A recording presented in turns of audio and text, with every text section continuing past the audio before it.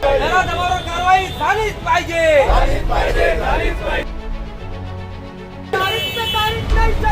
नहीं चाहिए, नहीं चाहिए.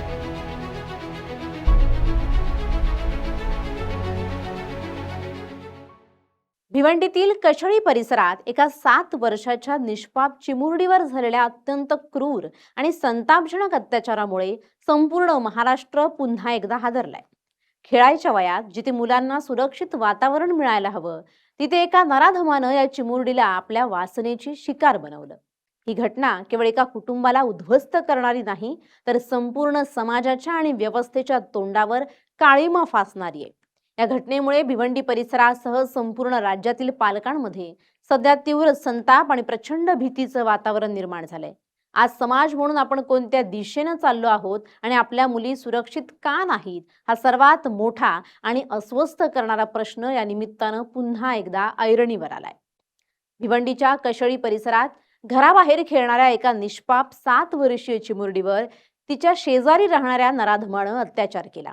या अत्यंत संतापजनक आणि क्रूर घटनेमुळे सध्या संपूर्ण महाराष्ट्र पुन्हा एकदा हादरलाय. स्थानिक नागरिकांमध्ये सध्या प्रचंड संतापाची लाट उसळली आहे. आरोपी हा स्वतः अल्पवयीन असणं ही या घटनेतील अधिक चिंताजनक आणि धक्कादायक बाब आहे. ही अंगावर काटा आणणारी घटना भिवंडी जवळील कशेरी भागात घडली आहे.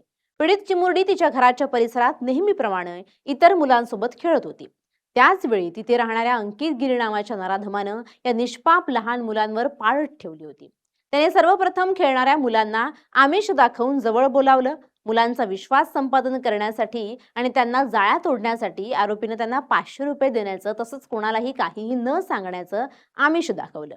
ही निष्पाप मुलं या नराधमाच्या कुटील डावाला बळी पडली आणि तो त्यांना घरात घेऊन गेला. त्यानंतर त्या नराधमानं अत्यंत हुशारीनं आणि क्रूरपणे आपला कट रचला. घरात गेल्यावर त्याने पीडित मुलीच्या लहान भावाला तहान लागल्याचं निमित्त करून पाणी आणण्यासाठी बाहेर दुकानात किंवा इतरत्र पाठवून दिलं. निष्पाप लहान भाऊ पाणी आणण्यासाठी घराबाहेर पडताच आरोपी अंकित गिरी यानं तात्काळ घराचा दरवाजा आतून घट्ट लावला. घरात 7 वर्षांची मुलगी एकटीच असल्याचं पाहून त्या नराधमानं त्या असहाय्य चिमुरडीवर बळजबरीनं अत्याचार केले.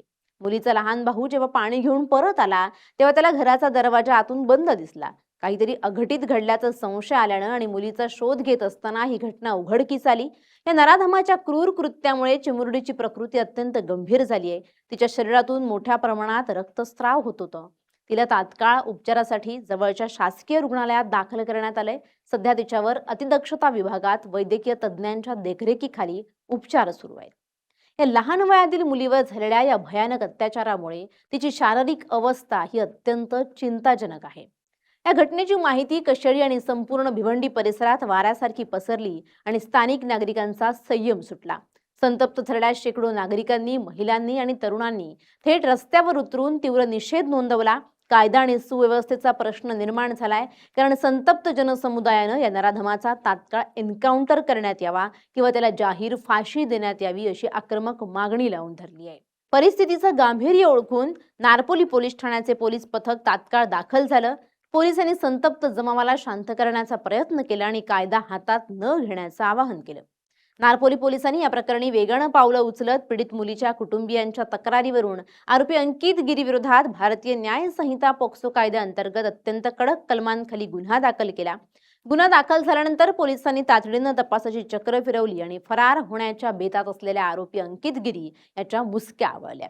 सध्या आरोपी पोलिसांच्या ताब्यात असून त्याची कसून चौकशी केली जाते.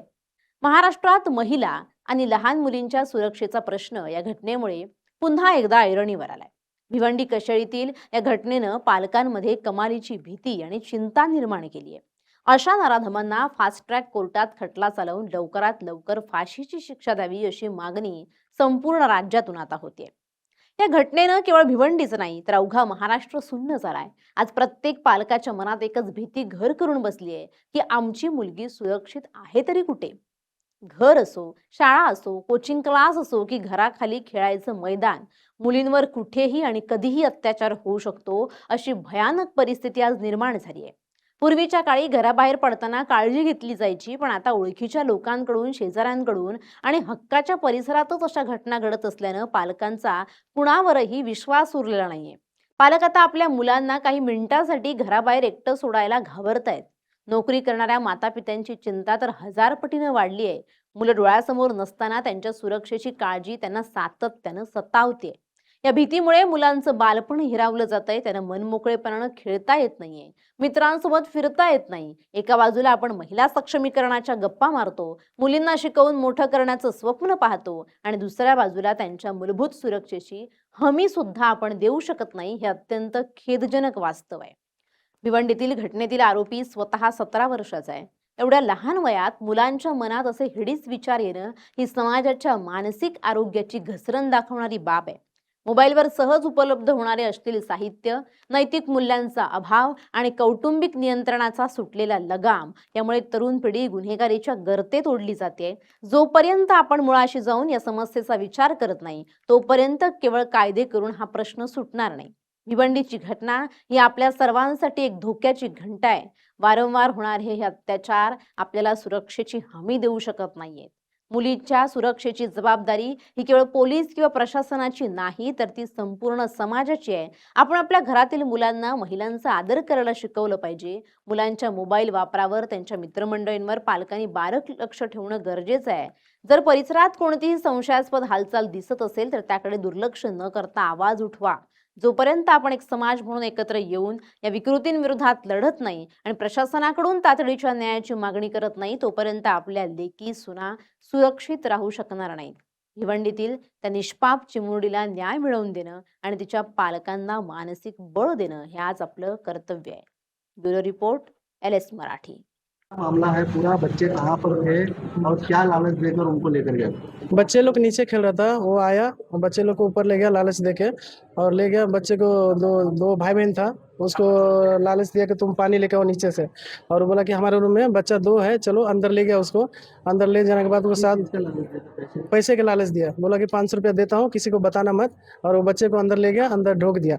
अंदर बंद करने के बाद वो बच्चे को हाथ पैर बांध के उसके साथ गलत व्यवहार किया, बलात्कार किया।